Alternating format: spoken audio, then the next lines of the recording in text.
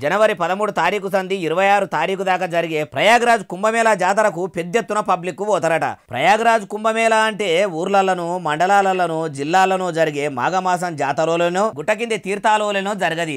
దునియాలో ఉన్న ఎక్కడెక్కడి పబ్లిక్ ఉత్తరప్రదేశ్ రాష్ట్రంలో ఉన్న అలహాబాద్కే వస్తారు. మళ్ళీ దీని ప్రత్యేకత ఏంటంటే 12 ఏళ్ల కోపారి మాత్రమే పెద్దగా జరుగుతుంది కాబట్టి ఇప్పటికే సెంట్రల్ సర్కారు రాష్ట్ర సర్కారులు ఏర్పాట్లలో మునిగినాయి. కుంభమేళాకు వచ్చే భక్తులకు తిప్పలు కాకుండా చిన్న తక్లీఫ్ కూడా లేకుండా అన్ని ఏర్పాట్లు చేస్తుర్రట. గాలి మోటార్ల కాడ నుంచి బస్సుల దాకా అన్ని పబ్లిక్కు సరిపోయేటట్టు కొత్త బస్సులు కూడా చేస్తుర్రు. అట్లనే కొత్త రైళ్లను అన్ని దిక్కులకెళ్ళి నడిపేటట్టు సౌలతులు చేస్తుర్రు. దేశం 4 దిక్కుల పబ్లిక్ కూడా ప్రయాగ్రాజ్కు వస్తారు కాబట్టి అటు దక్షిణ మధ్య రైల్వే ఆఫీసర్లు కూడా కుంభమేళాకు స్పెషల్ ట్రైన్లు నడుపుతుండ్రు. ప్రయాగ్రాజ్ దగ్గరున్న త్రివేణి సంగమం కాడ 12 ఏళ్ల కోపారి గంగా యమున సరస్వతి నదులు కలుస్తాయి.